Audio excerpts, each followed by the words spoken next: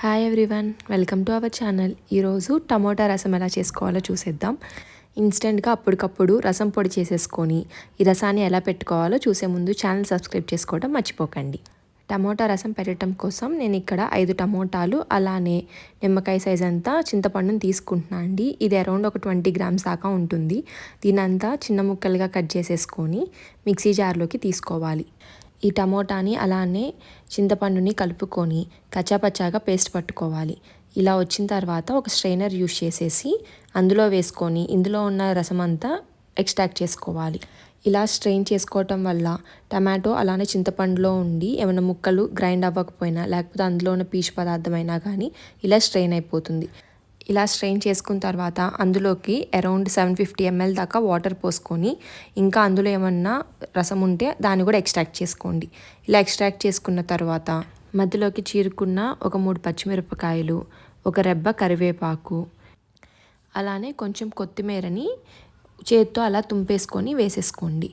అలానే అందులోకి రుచికి తగినంత ఉప్పు వేసుకోండి. నేను ఇక్కడ 1 టీ స్పూన్ దాకా సాల్ట్ వేసుకున్నాను. అలానే ఒక చిటికెడు పసుపు. ఒకసారి అంతా బాగా కలుపుకొని ఈ కలుపుకున్న దాన్ని పక్కన ఉంచుకుందాం. ఇప్పుడు రసం పొడి ప్రిపేర్ చేసుకుందాం. దీనికోసం ఒక ప్యాన్ పెట్టుకొని అందులో 1 టేబుల్ స్పూన్ కందిపప్పు, 1 టీ స్పూన్ ధనియాలు, 1 టీ స్పూన్ జీలకర్ర, 1/2 టీ స్పూన్ మెంతులు, అలానే 3 నుంచి 4 దాకా ఎండుమిర్చి వేసుకోవాలి. నేను ఇక్కడ 3 ఎండుమిర్చి వేసానండి. అలానే 1 టేబుల్ స్పూన్ దాకా మిరియాలు వేసుకొని వీటన్నిటిని డ్రై రోస్ట్ చేసుకోవాలి.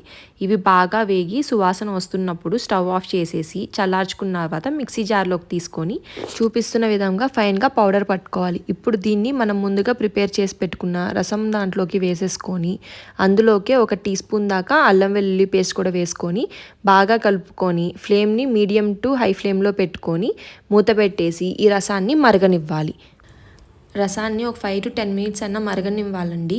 ఇంతసేపు అనే కన్నా మనం పెట్టిన క్వాంటిటీకి కొంచెం క్వాంటిటీ డిక్రీజ్ అవ్వాలి. చూసారా, ఇలా డిక్రీజ్ అయినప్పుడు మనం ఇందులోకి పోపు వేసుకుందాం. ఇప్పుడు ఒక ప్యాన్ పెట్టుకొని అందులోకి 1 టేబుల్ స్పూన్ దాకా ఆయిల్, అందులోకి 1 ఎండుమిరపకాయ, 1/2 టీ స్పూన్ ఆవాలు, 1/2 టీ స్పూన్ దాకా జీలకర్ర వేసుకొని జీలకర్ర చిటపటం అనేదాకా వేయించుకోవాలి.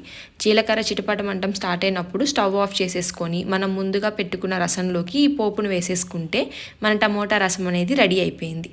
ఈ రసం చాలా అంటే చాలా కమ్మగా ఉంటుందండి. అన్నంలోకి ఎంత తిన్నా కానీ ఇంకా తినాలనిపిస్తూ ఉంటుంది. మీరు కూడా ఒకసారి ఈ రసాన్ని ట్రై చేసి ఎలా వచ్చిందో కమెంట్ సెక్షన్లో కమెంట్ చేయడం మర్చిపోకండి. Thanks for watching the video.